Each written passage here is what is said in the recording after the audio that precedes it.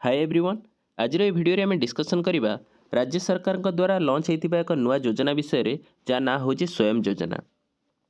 ए योजना कौन एवं 18 रु 40 वर्षर युवक युवती मानक यह किपरि भावे साहाय्य करिपारिबो से विषय में आम कम्प्लीटली ए भिडियो डिस्कसन करवा।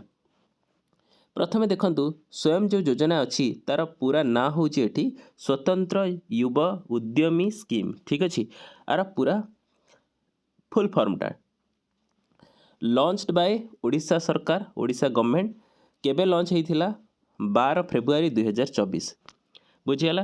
टोटाल जो बजेट आर सी हूँ 448 कोटी टंका। तार टार्गेट कौन रहिबो टार्गेटेड बेनिफिशियरी को माने यार उपभोक्ता रहिबे rural and urban youth of the state and ration card holder. तो रेशन कार्ड होल्डर मानू एठी कंप्लीटली बेनिफिट हम। ठीक अच्छे एंड रूरल अर्बन बोथ युवक युवती मानू एठी साहाय्य ये करिवो। तापर नेक्स्ट हूँ ये कौन देखो application portal not open at. देखो एप्लिकेशन पोर्टाल जो ऑफिशियल जो आप अप्लाई करेंगे सी एपर्यंत ओपन है खूब जल्दी ओपन हवा को जाऊँगी। तापर देखो नेक्स्ट लिखला application date soon will be announced by the authority. ठीक अच्छे अथॉरिटी द्वारा बहुत जल्दी लॉन्च हवा को जाऊँगी। नेक्स्ट लिखला कौन ना the government of Odisha has allotted the budget for the scheme in the cabinet which is around 448 crore under the scheme. The government will provide financial assistance up to 1000 to ration card holder. जिते बड़े ration card holder पाई जीक ration card holder अच्छा से 1000 rupees से दिज्व बोली घोषणा करागला से समय ही ये लॉन्च होता आमर स्वयं योजना बुझीगला। तापर नेक्स्ट देखो ये लिखाई एप्लिकेशन स्टार्ट डेट केबे एप्लिकेशन स्टार्ट हम to apply the scheme a person must be apply online only आज the government has decided to take online application only. देखो ये कौन भी ऑफलाइन एप्लिकेशन ना आपण मैंने ऑनलाइन ही आवेदन करेंगे।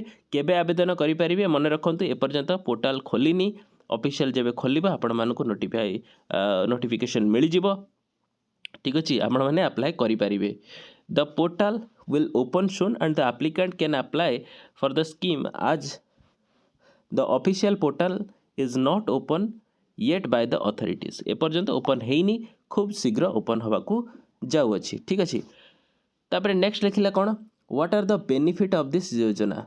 ये योजना रे बेनिफिट कौन रहिबो प्रथमे देखंतु interest free loan up to 1 lakh कौन सी भी सुध आपण ठारू आदाय कराजिबो नाही।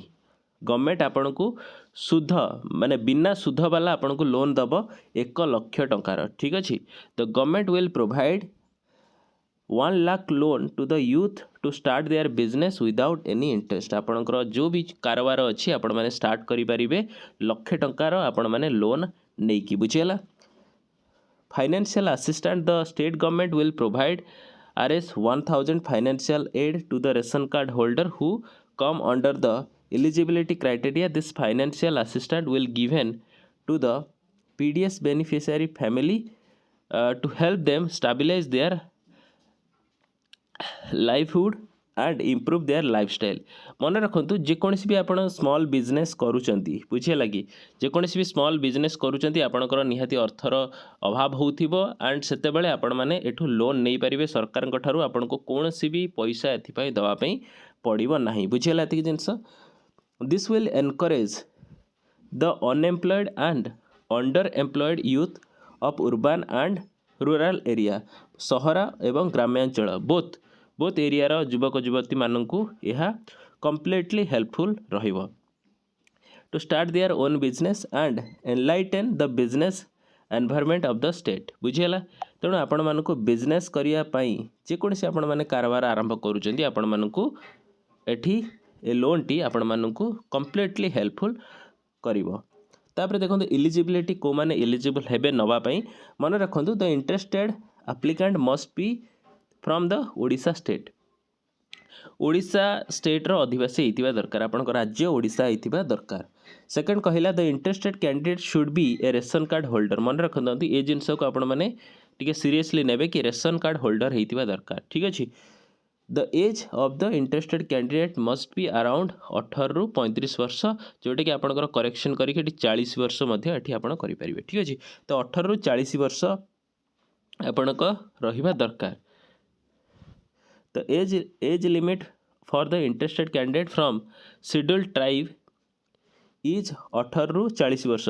तो देखो यहाँ आमर शेड्यूल्ड ट्राइब मानक 18 ରୁ 40 वर्ष एंड यहाँ जनरल मानक 18 ରୁ 35 वर्ष।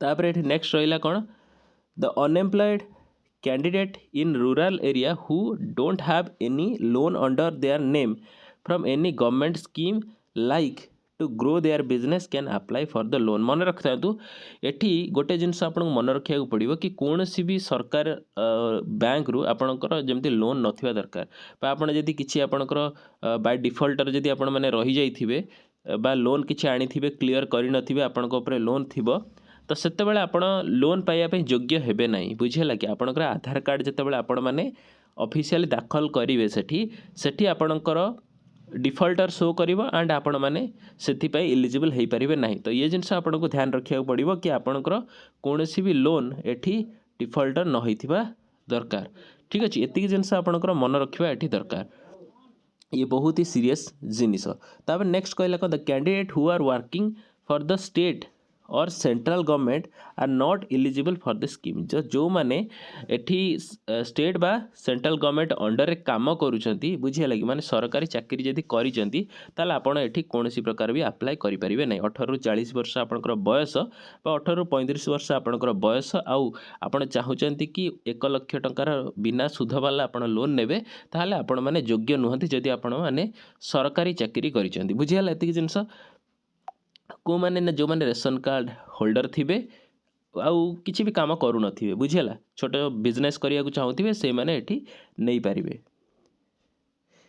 एजुकेशनल क्वालिफिकेशन विषय एठी किछि कुआ जायनी कोनोसी प्रकार दिया जायनी आपण सेते बेले आगु को डिस्कशन करिबा सेठी कोन एजुकेशन क्वालिफिकेशन मागु जेतले पोर्टल खोलिबो सेतले कोन कोन डॉक्यूमेंट एठी मागुची देखंतु डॉक्यूमेंट कोन कोन आपनकर जो दरकार वर्तमान जोटा आगुरु कुहा जायची पैन कार्ड आपनक पाखरे मस्ट थिबा दरकार कास्ट सर्टिफिकेट आपनकर रहिबा दरकार डोमिकल सर्टिफिकेट रहिबा दरकार Aadhaar card bank account details mobile number business details if you are looking to take a loan expand your business जदि आपण माने कोनसी बिजनेस करूचंती ठीक अछि तो आपनकर एठी बिजनेस डिटेल्स को एठी भरिया को पड़िबो बुझिला कोथि पे आपण माने लोन नेबे तार रीजन आपण मान को एठी दाखल करिया को पड़िबो।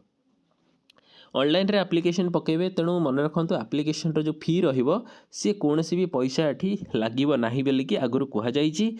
तापर आपनकर जो वेबसाइट रहिबो को वेबसाइट रे आपण माने अप्लाई करिवे से वेबसाइट टी होची swayam.gov.in ये वेबसाइट आपण मानकर रहिबो ए वेबसाइट रे जाई कि आपण माने रजिस्ट्रेशन करी कि देन फॉर्म को आपण माने भरी कि अप्लाई करि परिवे ठीक अछि। एतिक जिंस मन रखंतु तो पूर्वरु एतिक डॉक्यूमेंट दरकार बेली कि कुहा जाईची तेणु जेतेबेले तार पोर्टल खोलिबो एंड एप्लिकेशन स्टार्ट हेई जिवो म आउ गोटे वीडियो करिकि आपण मानको भलो भाबे अपडेट करई देबी बुझियला।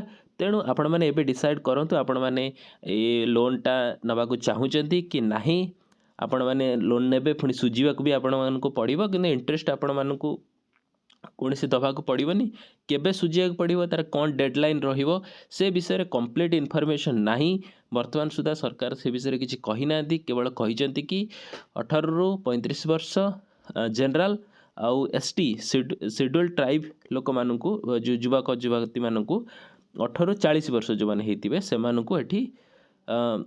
1 लाख टंकार लोन मिल बुझीगला।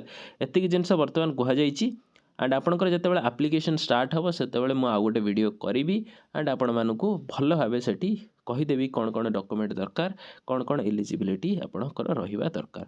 ये थिला आपणकर किछि स्टार्टिंग आइडिया जो भी अनाउंसमेंट होता से अनाउंसमेंट विषय एंड ये योजनाटा केते लाभवान हम आपण मानकर दरकार कि नहीं सो से विषय आपण माने कमेंट करके कहि परिबे ओके। एंड सरकार को आपण माने कोन कहिया को चाहूचंती जहाँ भी आपनकर इच्छा आपण माने कमेंट सेक्शन रे लिखि परिबे। बहुत बहुत धन्यवाद।